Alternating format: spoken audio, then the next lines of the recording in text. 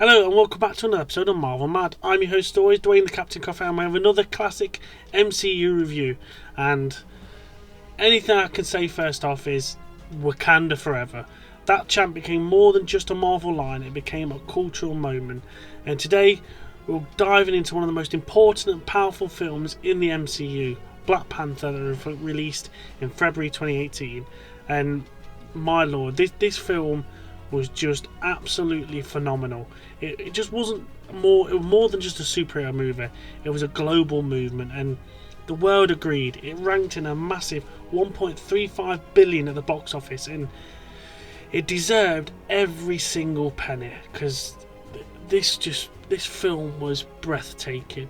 Like the king himself, God bless him, Chadwick Boseman, was a legend. He brought such a grace, strength and quiet power to the role of T'Challa, and he just wasn't just a superhero, he was an actual king, a protector and a symbol. His performance here will be unforgettable and his legacy will live on for years and years because he portrayed this character superbly. But then the cast in this film was stacked as well. Just to name a few, you have Danielle Guerrero as Okoye, a fearless, powerful warrior and fiercely loyal. She was one of the MVPs of this film, sort of thing.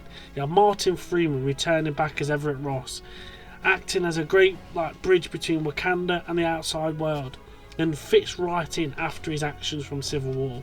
And then you've got Daniel Kaluuya as Wakabe, a man torn between duty and loyalty, and you can really see that conflict in him. And right, we'll get it over now with Latia Wright as Shuri.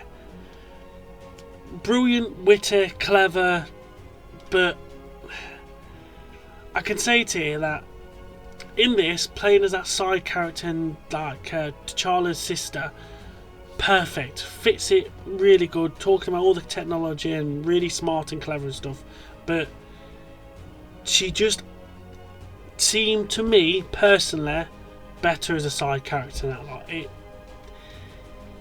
She's not got that leadership role or presence to be a main character, and like what she was in Black Panther Wakanda Forever. But again, we'll get to that down the line. But in this role, perfect sort of thing, absolutely perfect. But again, the villain they've got in this film as well, they've got two excellent ones.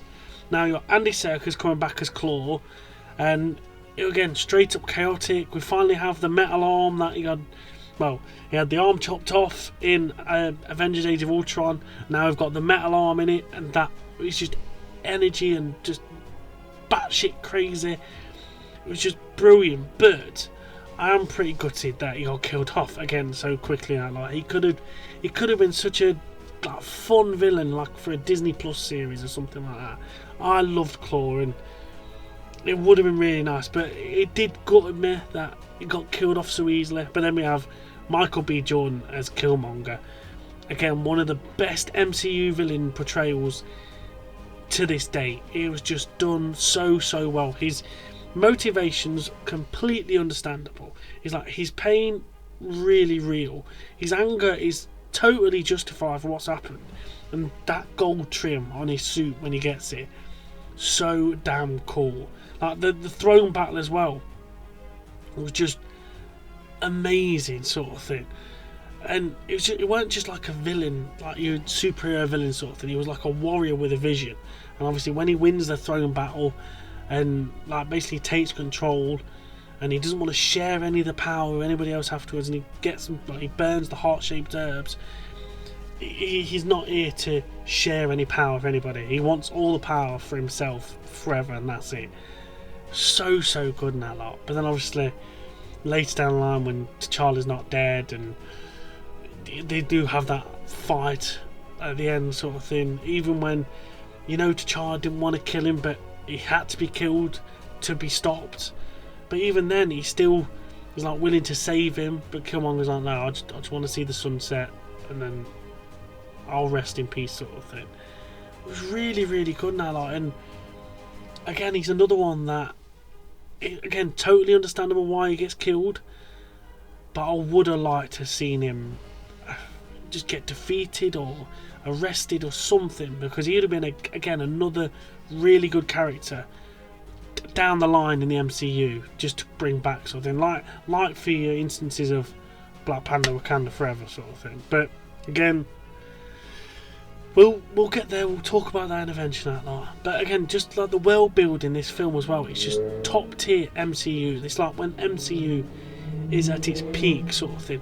The advanced technology of Wakanda, like talking about the vibranium and everything like that, amazing sort of thing. Like the rich culture that they've weaved into this all, like the tribal dynamics, it's just brilliant sort of thing. The traditions and ceremonies all felt so authentic and unique, just perfect, absolutely perfect. And then obviously the chemistry between the cast as well. Like, I totally forgot that the Jabari were like an outcast tribe that didn't want anything to do with like the normal tribe sort of thing. I totally forgot Winston Duke, who plays M'Baku.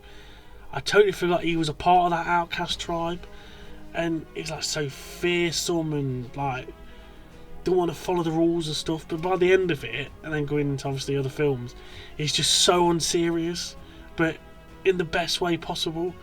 And I think he's a brilliant bloke. He is. I think he's so well done. Such a perfect character just to sort of like be scared of, but just to mess around with as well in bits. Really, really nice.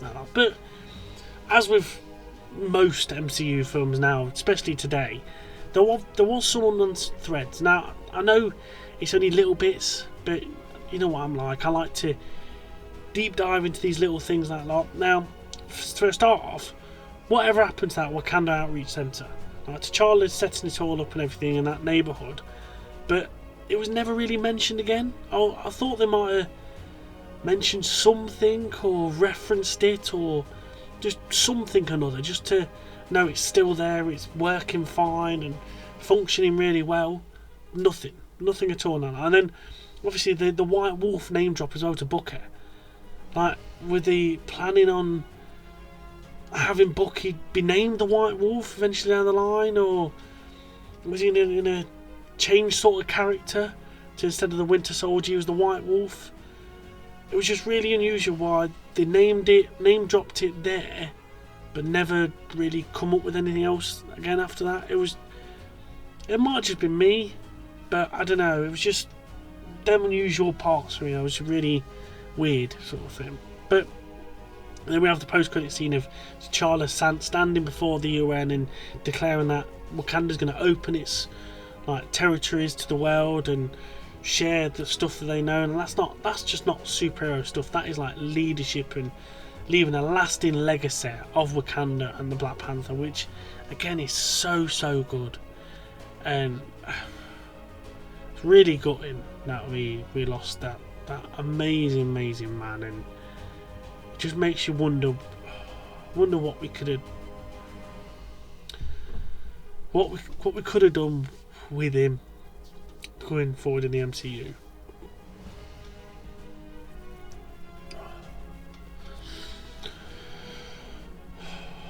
But Black Panther was more than just a movie, it was a milestone. It delivered on the action, story, characters and emotions, and it showed the world that when the MCU's on its brink and hitting on all cylinders, it can bring culture, history and heart to the forefront of movie going. And to me, it's easily one of the top films in the MCU to this day. But what do you think? Did you enjoy it? Did you think Black Panther's an all-timer for the MCU and that lot? Let me know in the comment section below and that lot. Like, share and subscribe, and we'll see you all in the next video. Thank you very much everybody, and see you soon.